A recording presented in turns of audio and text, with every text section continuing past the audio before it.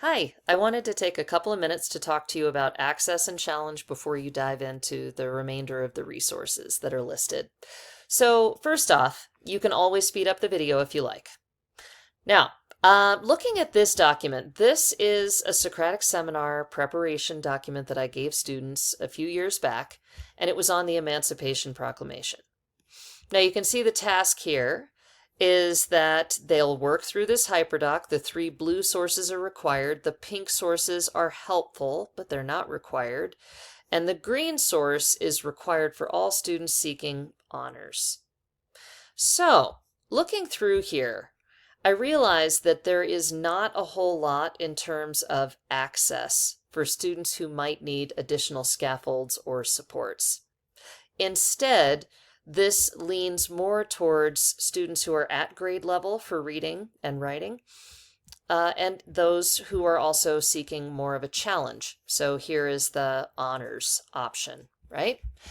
So, thinking about this today and going through, I now realize that, wow, wouldn't it have been great for me to provide more access and challenge options within this document? And there's a couple of ways that I easily could have done that. So, for example, looking at this source here, Executive Orders 101. Now, there's a lot of ways. The reading level doesn't seem to be too extreme here, but it is somewhat long.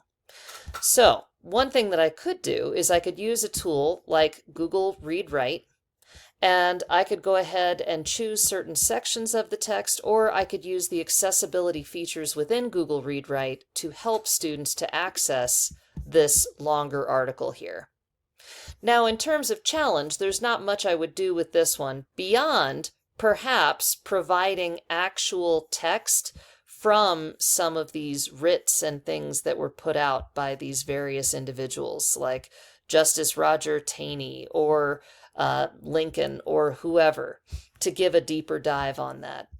Now, something that is tricky, though, is that challenge doesn't necessarily mean that you're giving students more to do. It means that you're giving them something that's more at their level to do. So, slight difference there. Anyway, something I always am working on. Now, something else that you can do in terms of access and challenge. Now, again, I'm thinking back about my document and what else I could have done here. I could have made a read aloud video of this source, which is something that I actually did that same year, but in a different way.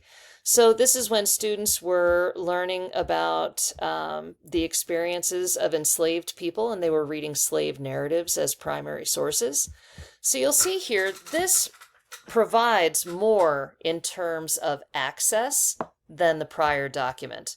For example, with this one, we have the actual text that students can go to, and they can read this from Oluda Equiano, so they can read part of his narrative, or they can click here and they can actually go out to a YouTube video that will walk them through where I'm highlighting and annotating and describing some of the things therein, if they want to choose that option.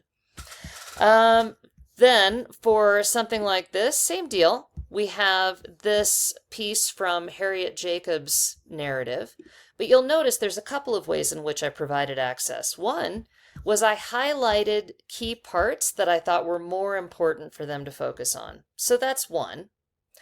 Another way is that there is a read-along video as well that students could go to.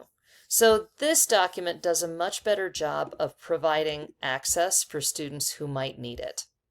And especially if you're dealing with tricky text or have students who might need that option, it's always a good way to go. Now, another thing you can do is you can also pull a small group for access and challenge. So if you're looking to pull a group for access, it could be maybe some lower level readers that you're wanting to bring together because you're wanting to see what their comprehension was around a piece before they're actually getting to the seminar. It's your opportunity to answer any comprehension level type questions, fact-based things, whatever. Also, just to make sure that students are really clear on what the piece was about, the main idea, some of the evidence that they might pull. You could practice certain skills that go along with Socratic Seminar, like how to pull evidence and so on. So small group is always a great way to go. Now, conversely, you can also pull your students who need more of a challenge, and you can ask some higher level questions of that group, or you could do a question writing workshop with that small group to see what they might come up with in terms of questions that would really spur the discussion forward. Now, some sources that you can use across the web. I just looked this up. Tools where online text is read aloud. Of course, Google Read Write. There are other options that are available to students as well. So basically, we just need to think about who is in our classroom, who is going to need support and access to the materials in order to be able to participate fully. Who is going to need more? Who's going to need more of a challenge, not necessarily more work? And then who are our students who are reading at grade level, who might need an occasional check-in or some support here and there, but may not need as much support as our access group? Thinking about the data that you have, you may have had a preliminary classroom discussion where you took some notes on who was doing what and who spoke and those sorts of things. Those are ways that you can provide support to students as well as based on their speaking skills.